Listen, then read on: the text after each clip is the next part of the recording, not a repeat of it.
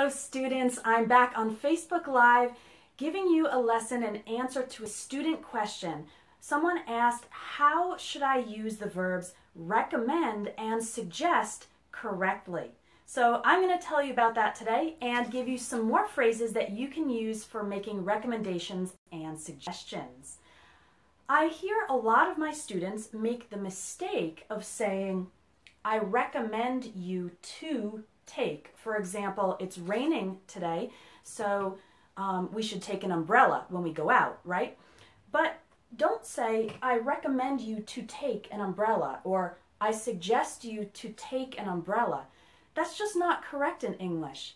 I know that in maybe your native language, it might be okay to use to take in this case, but in English, we don't say it that way. So how should we say it correctly? There are a couple of different ways.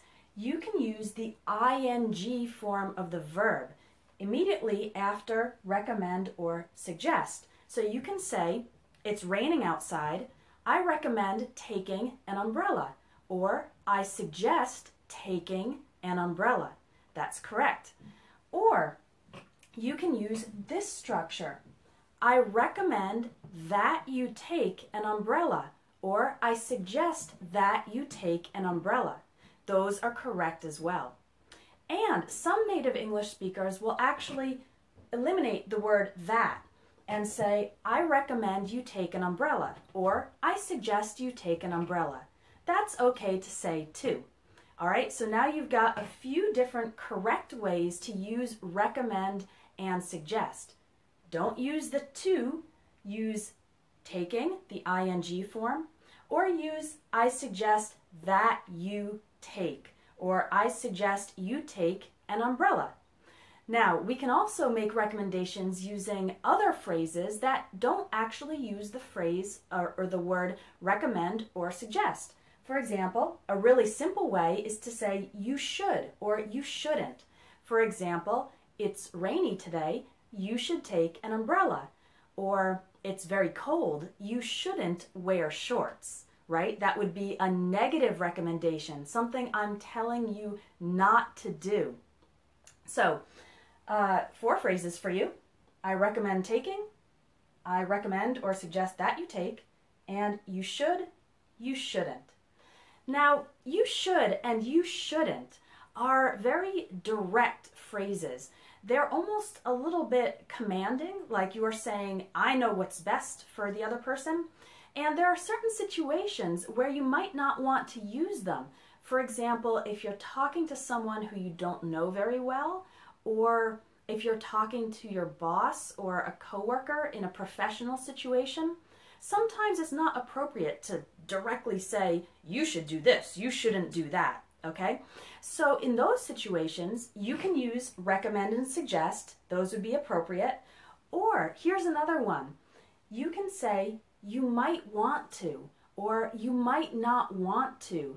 For example, let's say your boss is going to make a decision and you don't agree with his decision. You think he is making the decision too quickly and that it's going to have bad results. Well, it's not so good to say directly to your boss, you should do this, or you shouldn't make that decision. It's just too much, you're putting too much authority on yourself. So instead, you can say, you might want to, or you might not want to. For example, when talking to your boss, you might want to think it over a little more. Think it over means to think about that in more detail or for a longer time. Or you can say, you might not want to make that decision right away. You're still giving your suggestion, giving your recommendation, but now you're doing it in a softer and more polite way. Okay? So these are your phrases for making recommendations and making suggestions. Remember not to use this structure because it's not correct. So English grammar has a lot of these little details, right? There are some things that might seem correct when you think about it in your native language, but in English they're not correct, or native English speakers wouldn't say it that way. We would say it differently. But it's difficult to know when you're studying English if you're making these kind of mistakes or if your sentences are okay. So if you'd like to get my feedback and my correction, I have a course called Advanced English Grammar, and it will teach you all these little details of English grammar. We do all the verb tenses, prepositions, adverbs, adjectives, more advanced sentence structures, everything in English grammar, or almost everything. And at the end of each lesson, there's an opportunity for you to send me your writing based on what you learned in the lesson, and then I'll correct it and send it back to you with my comments.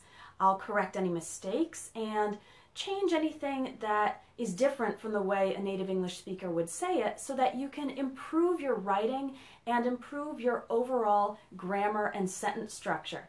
Because that way you can speak confidently, right? When you know that you're using the right phrases, you can say them with more confidence. So make sure to check out the Advanced English Grammar course. And I have one more thing for you to do today. Leave a comment on this video. Let's imagine that you have a friend who's learning English and your friend is they don't have the confidence to speak in English. They're afraid to try speaking in English, and you want to help this friend. So what are one or two recommendations or suggestions you would give to someone who's afraid to speak in English? Leave a comment under this video and use one of the phrases you learned today. Okay? I look forward to reading your comments, and I'll talk to you next time.